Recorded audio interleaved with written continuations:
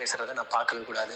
உலகத்திலேயே ரொம்ப பவர்ஃபுல்லான மொழியான இங்கிலீஷை மட்டும்தான் நீங்க எல்லாரும் பேசணும். புரியுதா? ஐயா, இந்த பவர்ஃபுல்லான மொழின்னு ஏதோ ஒன்று சொன்னீங்களே, அது என்னங்கய்யா? எங்களோட இங்கிலீஷ் தான் பவர்ஃபுல்லான ஒரு மொழி. தமிழ் மொழியோட சிறப்பை பத்தி இப்ப நான் உங்களுக்கு சொல்றேன். முடிவுல எந்த மொழி ரொம்ப பவர்ஃபுல்லானதுன்றதை நீங்களே முடிவு பண்ணிக்கோங்க. சரியா? ஃபர்ஸ்ட், உலகத்திலேயே ரொம்ப பழமையான ஒரு மொழி, 5000 வருஷங்களுக்கு மேல பழமையான ஒரு மொழினா அது எங்க மொழி தான். தமிழ் மொழியை மையமா வச்சுதான் பல மொழிகள் உருவாகி இருக்கிறது. உங்களோட மொழி ரொம்ப பவர்ஃபுல்லான மொழின்னு சொன்னீங்களே, அது தனித்து உருவாகின மொழி கிடையாது.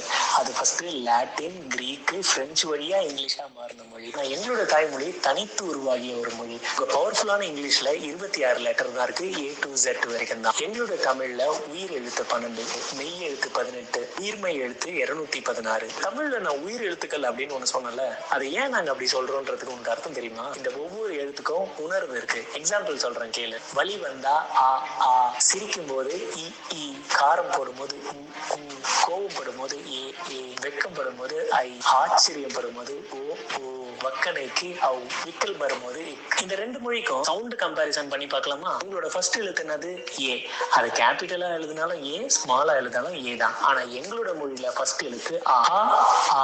ரெண்டு வார்த்தை ரெண்டு விதமான சவுண்ட். ஆனா கேபிட்டல் ஏனாலும் ஸ்மால் ஏனாலும் ஒரே சவுண்ட் தான் ஏ. செகண்ட், துல்லியமும் ஆழமும் பார்க்கலாம். ஒரே உணர்வுக்கு பல நுண்ணிய சொற்கள். இங்கிலீஷ்ல லவ்னு சொல்லி ஈஸியா ஒரே வார்த்தையில முடிச்சிடலாம். ஆனா தமிழ்ல அன்பு, பாசம், காதல், நேசம், பிரியம், இந்த மாதிரி இன்னும் நிறைய சொல்லிட்டு போலாம். மூணாவது சிறப்பு தமிழோட இலக்கண செம்மை. தமிழோட இலக்கணம் மாதிரி மிக சீரான இலக்கணத்தை நீ உலகத்துல எங்கேயுமே பார்க்க முடியாது. எழுத்து, சொல், சொற்றொடர், இலக்கணம், இந்த 4 சேர்ந்தது. இது இல்லாம பேசும் தமிழ், எழுதும் தமிழ், செய்யும் தமிழ், இந்த மாதிரி தனித்தனியா வளர்ந்த மொழி தான் தமிழ் மொழி.